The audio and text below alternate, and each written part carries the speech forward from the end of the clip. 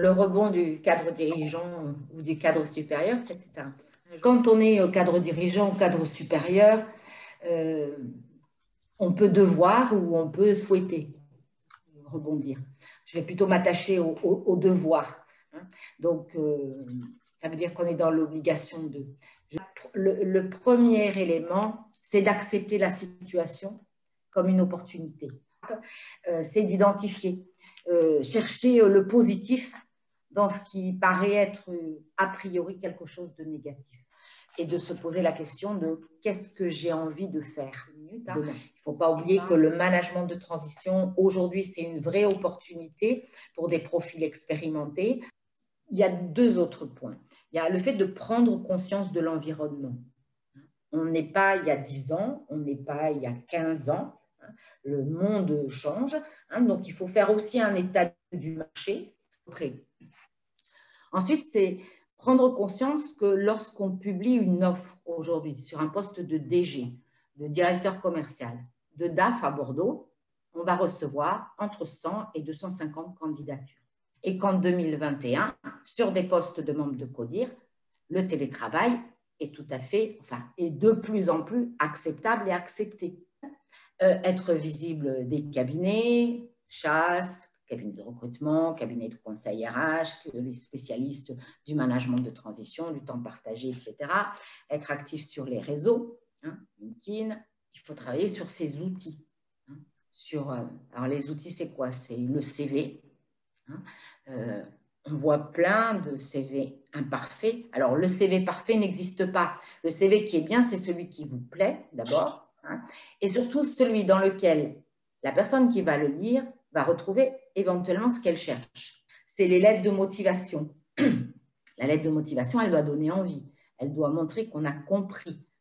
La lettre de motivation, ce n'est pas un CV rédigé. Rapidement de donner ses atouts par rapport au poste, faire le lien entre ce que vous avez fait et le poste qui est à pourvoir. Donc, il faut travailler son discours pour qu'il soit pertinent par rapport à celui qui va le recevoir. Le président, il attend peut-être davantage de savoir quelle est son intention, comment il envisage travailler. On est déjà dans le partenariat, on n'est pas dans un entretien classique CV. C'est ne donnez pas votre CV à votre réseau. Il y a des gens très gentils qui vous disent allez, fais-moi passer ton CV. Non, votre CV, c'est votre CV. Il n'y a que vous qui puissiez parler de vous, de votre parcours et de vos expériences. L'autre, il ne connaît qu'un petit bout de vous. Ma dernière partie de ce que je voulais aborder avec vous, c'était ne restez pas seul et ne restez pas isolé. Parce que il ne faut pas perdre en dynamique dans la recherche. Il faut rebondir vite, c'est important. Il faut pouvoir avoir recours à des soutiens externes. Et je dis toujours, votre famille et vos amis ne sont pas là pour ça. De l'outplacement ou du coaching individuel. Cette prestation-là, elle va vous permettre d'être accompagné sur des durées qui peuvent être plus ou moins longues, 6 mois, 1 an, 2 ans, voire beaucoup plus. Alors, d'autant que si votre réseau vous permet de rebondir, ou si vous rebondissez rapidement sur un projet professionnel, quel qu'il soit, je parie, je peux mettre mes mains à couper que le cabinet qui vous aurait accompagné pour accompagner votre outplacement, il vous proposera une prestation de coaching pour vous aider dans le cadre de votre intégration, dans votre nouvelle mission ou d'un accompagnement parce que vous avez décidé de choisir une autre voie. Donc, ce n'est pas de l'argent perdu, c'est de l'argent qui va servir à quelque chose et à la vie professionnelle.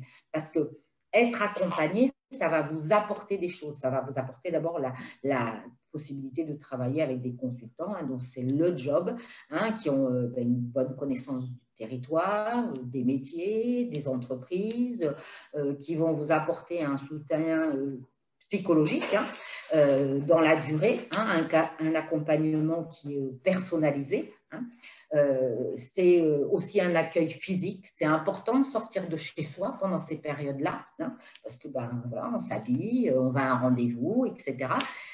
C'est un travail de fond. C'est quelqu'un qui va travailler avec vous sur apprendre à se connaître, faire le bilan de ses compétences, faire un point, travailler le ou les projets professionnels, quels qu'ils soient. Hein. Les consultants qui accompagnent sur ce type de mission, ils vont travailler aussi bien sur de la création d'entreprise que sur du retour à de l'emploi salarié ou du management de transition. Hein. C'est leur job. Vous allez vous gagner en efficacité parce qu'effectivement, vous allez bosser votre CV, votre lettre de motivation, vos pitchs, les annonces auxquelles vous avez répondu, pourquoi c'est intéressant, ils vont vous challenger avant que vous répondiez éventuellement hein, pour essayer de voir quels sont vos atouts, comment on les met en évidence et puis quelles sont les limites. Ils vont vous faire accéder à leur réseau, donc soit sur des cabinets, parce que dans les cabinets dans lesquels ils travaillent, il y a des fonctions de recrutement, donc il y a des clients ou par leur réseau à eux. Enfin, et surtout, ils sont capables de vous dire des choses que d'autres ne pourraient peut-être pas vous dire aussi facilement, que vous pouvez ne pas avoir envie d'entendre, mais eux, c'est aussi leur job. Parce qu'ils ont un engagement hein, finalement. Alors, ce n'est pas un engagement de résultat au titre, au sens contractuel du terme, mais leur métier et leur réussite, hein, elle passe aussi par le fait d'un accompagnement réussi. Donc voilà. En conclusion,